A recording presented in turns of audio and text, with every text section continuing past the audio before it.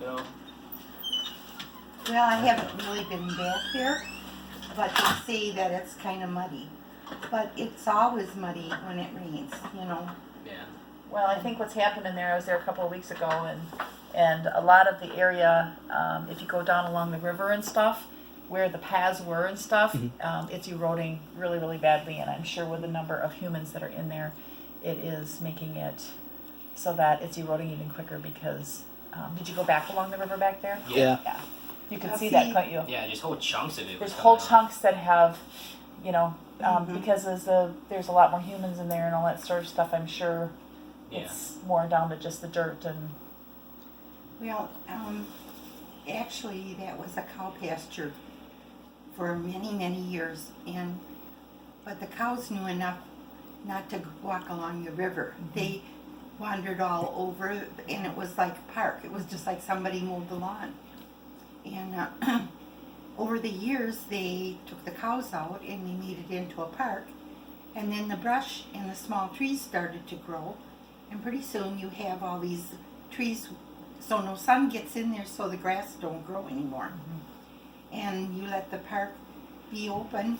They did make trails away from the river.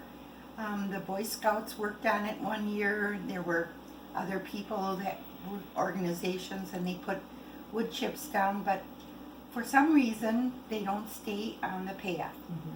And they think that they can run up and down it with their dogs over around the rivers and all that, and pretty soon there's no grass there. And of course, the rain we had this year and last year, I mean, you think that looks like a little river.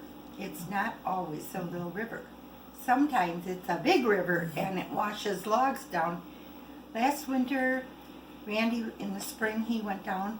He worked for a whole week from our bridge, from the bridge down to that where the river turns there. In his wader, no, he didn't have waders on. He had tennis shoes. He went in with a chainsaw and cut up all the brush that washed down from the woods. They cut trees or they fall over and they just leave them lay. And then pretty soon this big rush of water comes because it's built like this. That's the way the ledge is washed away over the years.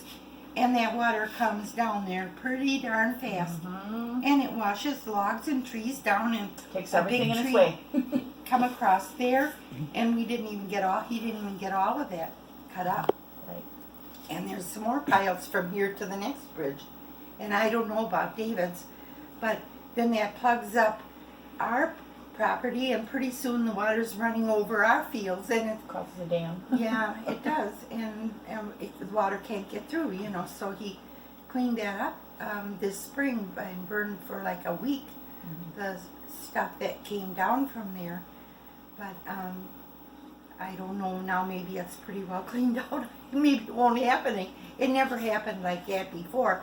But even if it's a small tree or a small log and it gets through here, it goes out into Lake Winnebago, and people don't like hitting those with their boat. You know, I mean, it can cause a lot of damage. I had a grandson had his boat wrecked because he hit something in the water. And so, you know, we can't just let. I tried to call, what is his name, Sam Tobias. I left a message on him to call me about Hobbs Woods, but he never called me back. Because I wanted him to come out and see the piles of wood that had washed down from the woods. And but he never called back. I guess he wasn't interested. I don't know. But if the people, when they walked there, you know, we were just through Horicon Marsh today, and David we went over to Waupun and had lunch, and then we went through there, and you don't see people running all over. They walk on the path. Right. You know, and common sense would tell you that if there's a path, you maybe should stay on there, you know. But they don't, And that's where the human effect has happened, Yeah. is because Those are they're not actually staying on the bootleg path. paths, the ones that are all muddy. There's only actually supposed to be one main path on Hobbs Woods. Yeah, yeah. Would you still go if it was just that one path? Well, yeah, absolutely. Absolutely. It's just that how do you keep people on those paths and the destruction that they're causing because of Yeah. it? They don't think of it that way. They just, it's a neat place and they Yeah. You can't really tell anymore where the paths No. are because they stamped out new ones. Well, it used to be a lot nicer, but like I say, the sun never gets in, so the grass doesn't grow, you know. And I don't know what the answers are, but I know Chuck wouldn't leave his cows in there when it was really wet. Chuck you know. was the original owner, Chuck Hobbs. Oh. Yeah, well, Ori was the original, the first owner that first one, his yeah. dad, Ori Hobbs, owned it first, and when he passed away, I don't know if Chuck bought it or inherited it or whatever, and he ran it for a long time. And he used to have Holsteins in there, and then later years he had beef in there, and because the road ended here by the bridge, really, they never plowed, there wasn't really a road, that was his road, that was Chuck's road that went around the woods.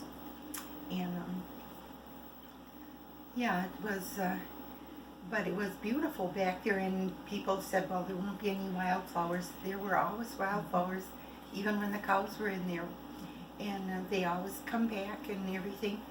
But like I said, I think they got too much growth in there, too many bushes and too much little spindly trees, you know.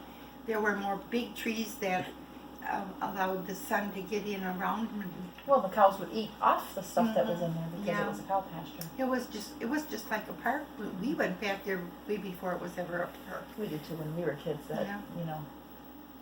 Yeah, and we took my dad's Cushman motor scooter out here one time, my brother and I, before I even knew Jim. Yeah, see that everybody kind of did that, you know, it was just a farmer's pasture at the time. Well, what kind of questions do you have? We were just curious on how do people typically treat the park if you've noticed them?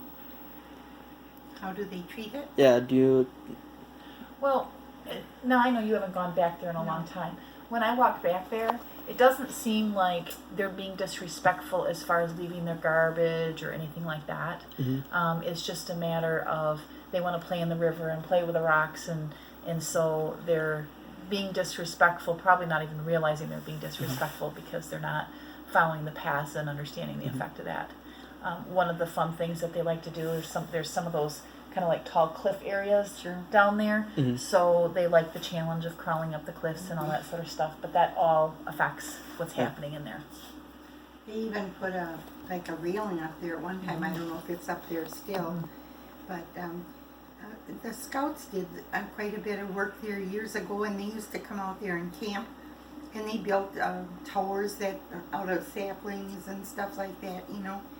And last year, or I think it was last year, somebody went out with paint guns, had a little fight out there, and broke a bunch of trees down, and they had quite a mess back there. I didn't go back and see it, but I've heard people tell me that. And I don't know why would you do that if you were going in Lakeside Park? You know, you wouldn't break a little tree down to make something, you know. And Unfortunately, it's become kind of a tough area because it seems to be an area that a lot of drug dealing is being done in the off hours and all that sort of stuff. It's become kind of a tough area. Of course, they close it. There's cops that come out on a regular basis, but seems to be some regular things happening down there that are not good either. All right, well, thank you guys.